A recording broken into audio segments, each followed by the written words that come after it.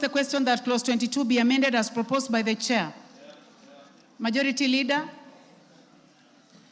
Honorable Speaker, Honorable Chairperson, I rise to support this amendment. But notably, Honorable Speaker, you know, there are people who are used to coming during second reading because you have the microphone and cameras in front of you to come speak, say things that you know are untrue, just to speak to the gallery out there and get news bites, clips.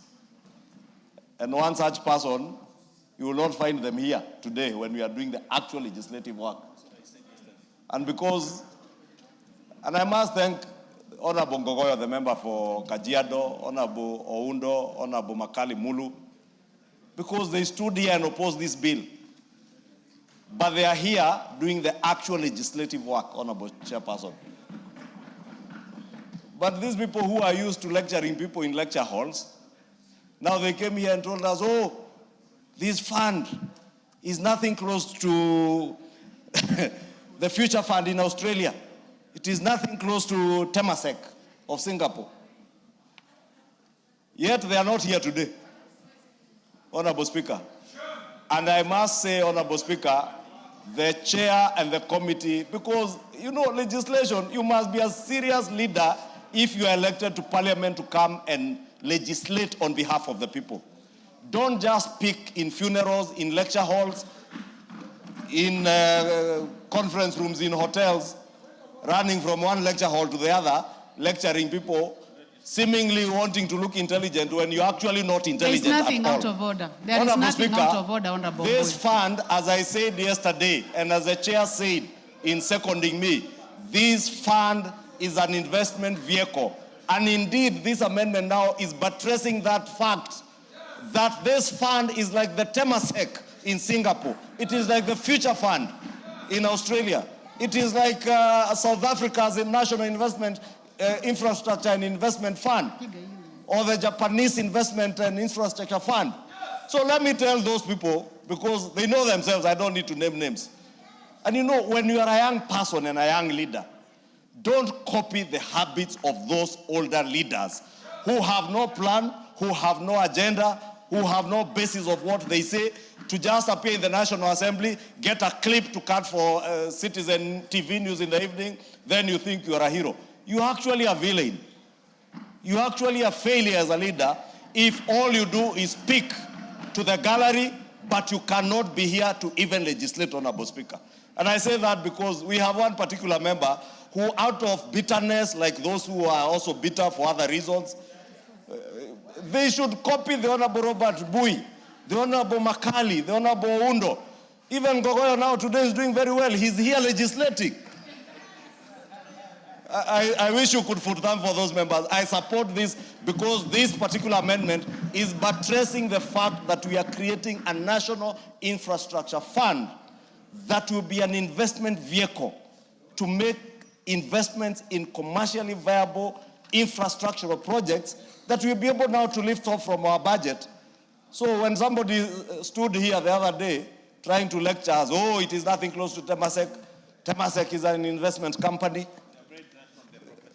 And you know, I heard Honorable Junet telling them the other day, please don't bring your lecture notes to Parliament. Parliament is about making laws, it's about legislation.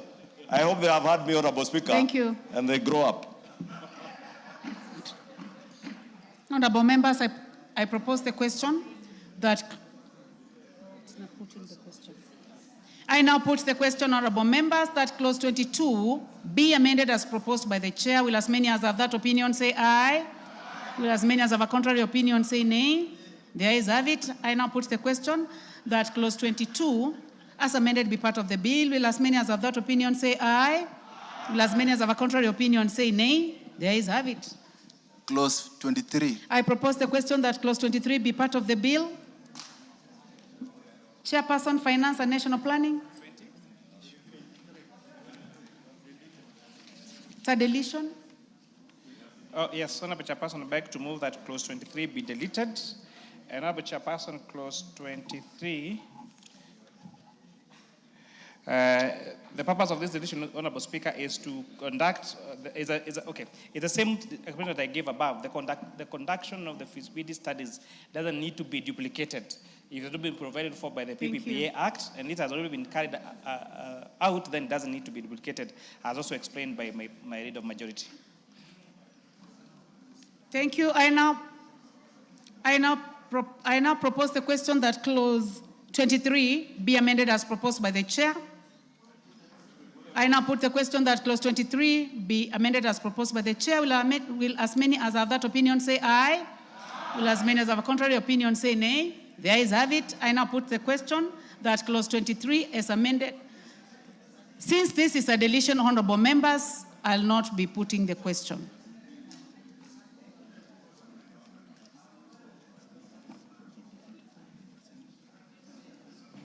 Honorable members, I now put the question that clause 23 be deleted as proposed by the chair. Will as many as have that opinion say aye? Will as many as have a contrary opinion say nay? The ayes have it. Clause 24. I propose the question that clause 24 be part of the bill. Chairman?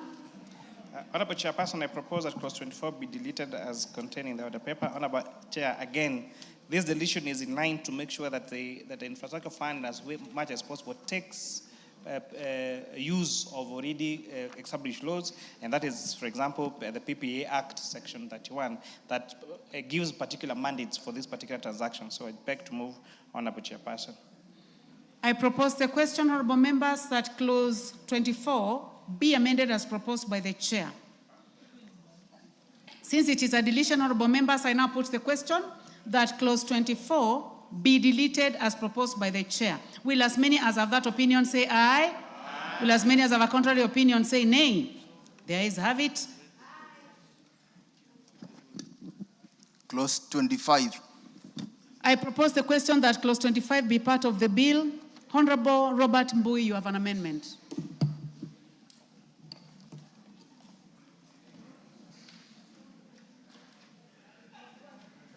Yeah, thank you, Madam Speaker.